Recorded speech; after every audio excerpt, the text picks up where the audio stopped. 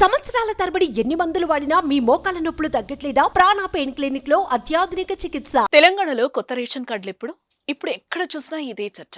కొత్త రేషన్ కార్డుల కోసం లక్షలాది కుటుంబాలు ఎదురు చూస్తున్నాయి. 6 గ్యారెంటీలతో పాటు అనేక సంక్షేమ పథకాల లబ్ధిదారుల ఎంపికకు రేషన్ కార్డే కీలకం. ఇందిరమ్మ ఇండ్లు, 200 యూనిట్ల వరకు ఉచిత విద్యుత్, ఆరోగ్యశ్రీ సహా దాదాపు అన్ని పథకాలకు రేషన్ కార్డులు ఉన్నవారే అర్హులు. రేషన్ కార్డులు లేక ప్రభుత్వ పథకాల ఫలాలు అందుకోలేకపోతున్నారు. ప్రభుత్వం చాలా రోజుల క్రితమే కొత్త రేషన్ కార్డుల జారీని ప్రారంభిస్తామని చెప్పినప్పటికీ ఆ దిశగా చర్యలు చేపట్టలేదు. ఆ తర్వాత పార్లమెంట్ ఎన్నికల కోడ్ అమల్లోకి రావడంతో ఈ ప్రక్రియను ప్రారంభించడానికి అవకాశం లేకుండా పోయింది. ఈ క్రమంలోనే తెలంగాణ ప్రభుత్వం శుభవార్త అందించింది.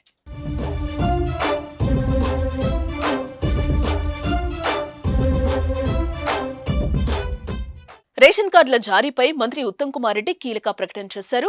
లోక్సభ ఎన్నికల తర్వాత కొత్త రేషన్ కార్డులు జారీ చేస్తామని ప్రకటించారు. ఎన్నికలు ముగిసిన వెంటనే అర్హులైన వారందరికీ కొత్త రేషన్ కార్డులు మంజూరు చేసేందుకు కావలసిన ఏర్పాట్లను వేగంగా చేస్తున్నట్టుగా తెలిపారు.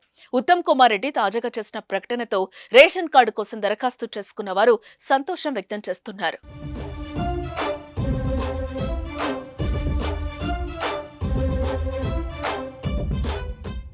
బీఆర్ఎస్ ప్రభుత్వంలో కొత్త రేషన్ కార్డు దక్కకపోయినా కాంగ్రెస్ ఇస్తుందని ఆశగా ఉన్నారు. రేవంత్ రెడ్డి ప్రభుత్వం కూడా కొత్త రేషన్ కార్డులను ఇస్తామని ప్రకటించింది. అందుకోసం ప్రజాపాలన కార్యక్రమంలో దరఖాస్తులు కూడా స్వీకరించింది. ప్రజాపాలనలో దాదాపు 19 లక్షల మంది కొత్త రేషన్ కార్డుల కోసం దరఖాస్తు చేసుకున్నట్లుగా సమాచారం. వీరందరికీ ఇంటింటి సర్వే చేసి ఈ సర్వేలో అర్హులైన కుటుంబాలకు కొత్త రేషన్ కార్డు అందించే అవకాశం ఉంది. అర్హత ఉన్న ప్రతి ఒక్కరికి రేవంత్ రెడ్డి ప్రభుత్వం రేషన్ కార్డు అందిస్తామని చెప్తోంది. అలా అన్ని కుటుంబాలకు రేషన్ కార్డు అందితే పేద ప్రజలకు ఎంతో లబ్ధి చేకూరినట్లయితోంది.